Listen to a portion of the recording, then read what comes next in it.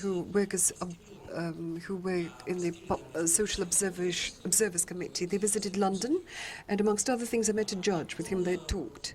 And a judge in his private talk just made a suggestion, maybe, that the British judge, as he returns a verdict, a sentence, this can depend on how this or other cases covered in the yellow press. To which extent do you think, could you comment on, say, the degree of dependence or independence of independent judges from independent media, how they can impact? Sorry, can I just be clear? Were you talking, or was the judge talking about criminal sentencing and the influence of the press? He spoke about the way the yellow press cover this in press. Was it about sentencing? Пожалуйста, пояснение сделайте. Please make a clarification. Regrettably, we didn't mention it in detail. He just said that any case court hearing which is covered by the media, which may influence the independent judge. This was the wording. Well, we're all aware of the sorts of reports that we can read in the press. In fact, when you're sworn in, when I was sworn in, you also have to have your official photograph taken. And you're sworn in wearing, I don't know if you've ever seen English judges doing this, with long white wig, a costume from the, I don't know, 16th, 17th century, black gown, it's extraordinary. Anyway, so you're wearing the wig and the gown and the special shoes with silver buckles and special white gloves and all of this stuff. And then you have to have your photograph taken, and the photographer says, don't smile, because if you're criticized in the press and they look for your official photograph, then they could be writing about something terribly serious, and there would be a photograph of you next to it smiling as though you didn't think it was serious, because that was the only photograph available. So we all have these very serious photographs taken. We're all aware of what the press can do, and there are aspects of elements of the British media who are pretty critical of judges, particularly about criminal sentences. And local press can often take an interest in sentencing, because if you imagine yourself working for a local newspaper and you've got space to fill, then if there's an interesting case in your local court, it's an obvious thing to write a story about. And certainly when I'm sitting in the Crown Court, my usher, the person who takes me in and out of court, will always say, press in the court. So you always know when they're there anyway. You can always tell when they're there, because they've always got the same notebooks that look a bit like this. Does it make a difference? No. Do you think about it? Yes. And you do think, well, I'm not going to send this person to prison because of whatever other factors you've decided are important. And they probably won't like it, and that's just too bad. That's what I think. And I think most judges, as I say, are as independent as they can possibly be. The other sorts of stories, the other sorts of cases that sometimes are in the press might be cases involving Russian oligarchs in the High Court, of which there have been a number, as you will have been aware. You read about those in the press, but they're fantastically complicated. They go on for months, and I'm as certain as I can be that the outcome is not at all influenced by what the press write. Коллеги, прежде чем поблагодарить эксперта, я скажу вам, что before so maybe we should stay for another 5 minutes. So going back to this session, I should tell you that today our program has been delineated wonderfully well.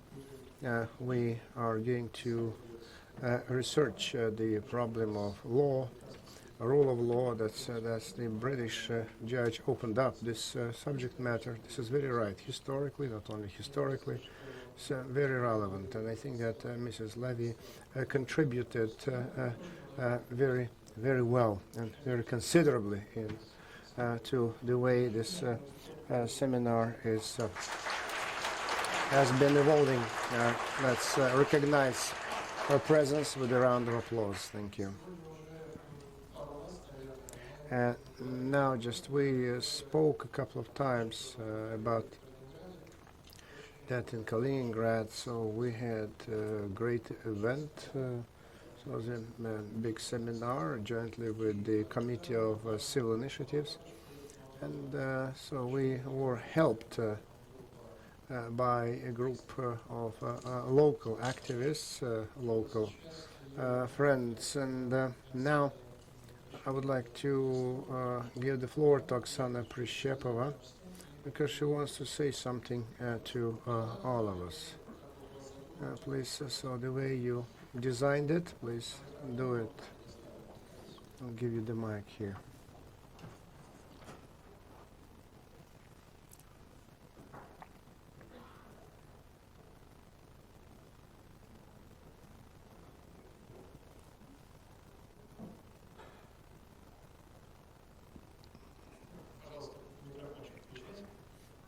Turn on the mic, please.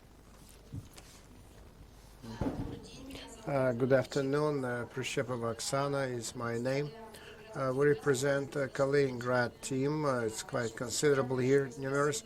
I'd like to thank the school for being that it has come into our lives, and I'd like to thank the school for the seminar that they organized in Kaliningrad, and we feel the unity.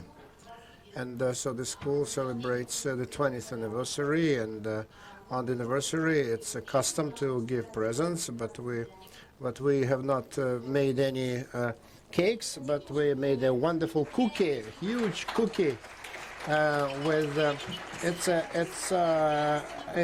it's filled with honey. It's filled with real honey, and I hope that you will like it.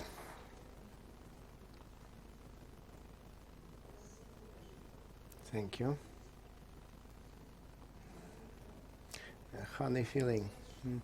I thank, huge thanks. It's all people so came just impressed with the seminar in Kaliningrad. It made a very deep impression on us, and so we organized the first seminars in the 90s, and then they became way too complicated, and then again it's a great event that we got together and just organized this seminar. And I'd like to thank Marcia for opening this day.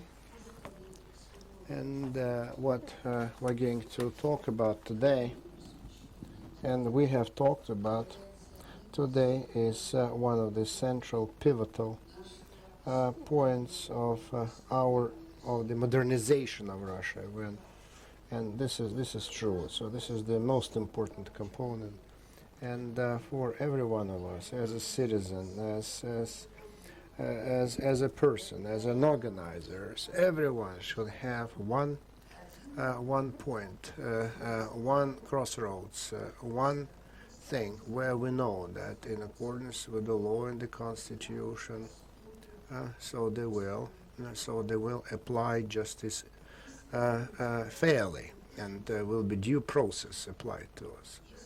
And we should know that. And if the people living in the country, organizations living in this country, if they doubt that such point exists, it means that their position in this country becomes complicated, dangerous, susceptible, and they start to invent new forms of informal relationships and cooperations. And that's exactly what happened. This point is absolutely vital.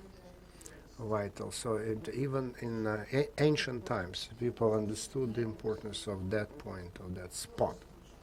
And I hope that this seminar will understand, as Marcia was saying, this is the problem of culture, education, traditions. But without this point, the society cannot live, cannot survive. Thank you.